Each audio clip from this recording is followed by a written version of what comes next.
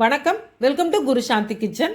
இன்றைக்கி நம்ம கிச்சனில் பார்த்தீங்கன்னா சுவையான சிக்கன் கறி தாங்க செய்ய போகிறோம். மண் சட்டியில் செய்யும்போது அதனோட டேஸ்ட் ரொம்ப பிரமாதமாக இருக்குங்க. வாங்க எப்படி செய்கிறேன்னு சொல்லி வீடியோக்குள்ளே போய் பார்த்துடலாம். இப்போ ஒரு சட்டி வச்சு நல்லா ஹீட் ஆனதும் அதில் ஒரு 3 ஸ்பூன் அளவுக்கு நல்லெண்ணெய் சேர்த்துக்கலாம். எண்ணெய் ஹீட் ஆனதும் அதில் கொஞ்சம் மசாலா பொருட்கள் சேர்த்துக்கலாம். 3 கிராம்பு, 2 துண்டு பட்டை, 2 பிரிஞ்சி இலை சேர்த்துக்கோங்க. அது கூடவே பார்த்திங்கன்னா சின்ன சின்னதாக ஒரு 4 வரமிளகாய், ஒரு பச்சை மிளகாவும் சேர்த்துக்கலாம். 2-3 கொத்து கருவேப்பிலையும் சேர்த்துக்கோங்க. இந்த வரமிளகாய் பார்த்திங்கன்னா நான் கில்லாமல் அப்படியே தான் சேர்த்துருக்குறேன், முழுசாக தான் சேர்த்துருக்குறேன். அந்த ஃப்ளேவர் நல்லாயிருக்கும் நமக்கு. அதே மாதிரி நான்வெஜ் செய்யும்போது கருவேப்பிலை கொஞ்சம் தாராளமாக சேர்த்துக்கோங்க. அப்போ தான் நல்லா அந்த கருவேப்பிலை மணத்தோடு சூப்பராக இருக்கும்.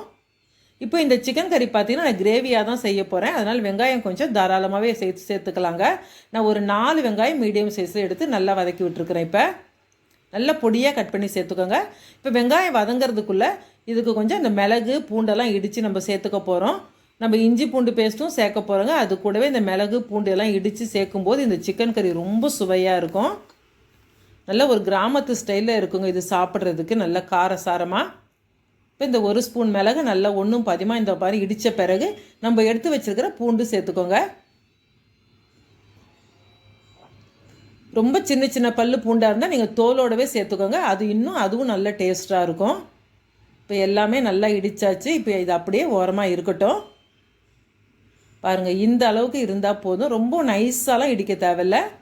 இப்போ இது அப்படியே இருக்கட்டும். அதுக்குள்ளே பார்த்திங்கன்னா வெங்காயம் நல்லா வதங்கி இருக்குது. இப்போ நமக்கு இந்த அளவுக்கு வெங்காயம் வதங்கினா போதும். இப்போ இது கூடவே பார்த்திங்கன்னா நான் இந்த ஸ்பூனில் தாங்க இஞ்சி பூண்டு பேஸ்ட்டு சேர்க்க போகிறேன். ஒரு 1.5 ஸ்பூன் அளவுக்கு இஞ்சி பூண்டு பேஸ்ட்டு சேர்த்துக்கலாம். 1 கிலோ சிக்கன் எடுத்துருக்கிறதுனால நான் 1.5 ஸ்பூன் சேர்த்துக்கிறேன் நான். அது கூடவே பார்த்திங்கன்னா சின்னதாக ஒரே ஒரு தக்காளி எடுத்துக்கலாம். எடுத்துகிட்டு நல்லா பொடியாக கட் பண்ணி சேர்த்து நல்லா வதக்கி விட்டுருங்க. இப்போ எல்லாமே லேசாக வதங்கின உடனே இதில் நம்ம இப்போ சிக்கன் சேர்த்துக்க போகிறோம். நான் 1 கிலோ சிக்கன் எடுத்து நல்லா மஞ்சள் பொடி, லெமன் ஜூஸ் எல்லாம் சேர்த்து நல்லா அலசி எடுத்துருக்குறேங்க. இப்போ இதை சேர்த்துக்கலாம். இது கூடவே பார்த்திங்கன்னா கொஞ்சமாக மஞ்சள் பொடியும் சேர்த்துக்கலாம். சேர்த்துட்டு நம்ம இடித்து வச்சுருக்கோம் பார்த்திங்களா மிளகு பூண்டு, அதையும் சேர்த்துக்கலாம். நல்ல மணமாக இருக்குங்க இந்த மாதிரி மிளகு பூண்டு எக்ஸ்ட்ரா இடித்து சேர்க்கும்போது. இப்போ இது கூட மசாலா பார்த்திங்கன்னா நான் வீட்டு குழம்பு மிளகாய்த்தூள் 2 ஸ்பூன் எடுத்துருக்கிறேன். 1/2 ஸ்பூன் தனி மிளகாய்த்தூள், 1 spoon chicken masala, 1/2 spoon garam masala எடுத்துருக்கிறேன். நம்ம எவ்வளோ தான் குழம்பு தூள் சேர்த்தாலும் அந்த தனி மிளகாய்த்தூள் சேர்த்தா தாங்க அந்த காரம் சுல்லுன்னு பிடிக்கும். இப்போ இது கூடவே தேவைக்கு உப்பு சேர்த்துக்கலாம். சேர்த்துட்டு நல்லா மிக்ஸ் பண்ணி விட்டுடுங்க. இப்போ இந்த சிக்கன்லேயே நல்லா அந்த மிளகு பூண்டு மிளகாய் பொடி காரம் எல்லாம் சேர்ந்து நல்லா அதில் பிடிக்கட்டும். அப்படியே நல்லா கிளறி கொடுத்துடலாம். இப்போ பார்த்திங்கன்னா இதில் நம்ம தண்ணி எதுவும் சேர்க்க தேவையில்லைங்க. அப்படியே ஒரு 5 நிமிஷம் ஸ்லோ ஃப்ளேமில் வச்சு மூடி வச்சிட்டிங்கன்னா அந்த சிக்கனில் இருக்க தண்ணி எல்லாம் நல்லா வெளியில் வந்துடும் உங்களுக்கு.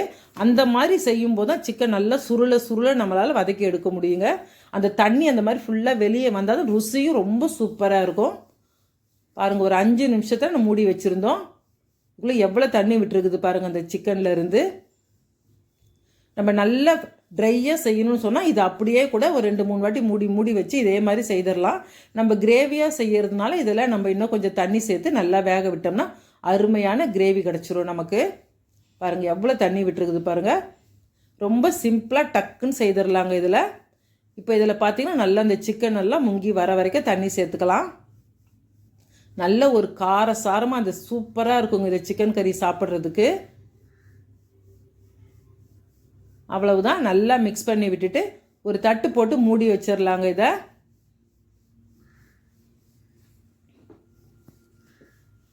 இப்போ இதை நல்லா மூடி வச்சுட்டு சிக்கன் நல்லா வேகிற வரைக்கும் வேக விட்டு எடுத்துக்கலாம். ஒரு 10 நிமிஷமாச்சும் ஆகுங்க குறைஞ்சது. நடுவில் அப்பப்போ கிளறி கொடுத்துருங்க. பாருங்கள் சூப்பராக நல்லா வெந்து வருது பாருங்கள். எவ்வளோ அளவுக்கு நல்லா குறைஞ்சி நல்லா கிரேவி கன்சிஸ்டன்சிக்கு வந்திருக்குது பாருங்கள். சிக்கன் சூப்பராக வெந்திருக்குது பாருங்கள். எப்படி நல்லா இப்போவே நல்லாவே வெந்துருச்சு. இன்னும் ஒரு 5 நிமிஷம் மட்டும் அப்படியே ஸ்லோ ஃப்ளேமில் வச்சுட்டோம், இன்னும் நல்லா சேர்ந்தாப்பில் வந்துடும். பாருங்கள் எவ்வளோ அருமையாக இருக்குது பாருங்கள். இது அப்படியே சூடாக சாதத்தில் போட்டு சாப்பிட்டோம்னா அவ்வளோ பிரமாதமாக இருக்குங்க. அவ்வளவுதான். இப்போ இதில் நல்லா பொடியாக கட் பண்ண கொத்தமல்லியை தூவி விட்டுட்டு இறக்கிட்டோம்னா சூப்பராக இருக்குங்க சிக்கன் கறி. அவ்வளவுதான், சூப்பராக வந்துருச்சு. நல்லா சூடான சாதத்தில் போட்டு சாப்பிட்டிங்கன்னா வேறு எதுவுமே வேணாங்க சைட் டிஷ்க்கு. இந்த சிக்கனே போதும், அவ்வளவு அருமையாக இருக்கும் நல்லா பிசைஞ்சு சாப்பிடும்போது.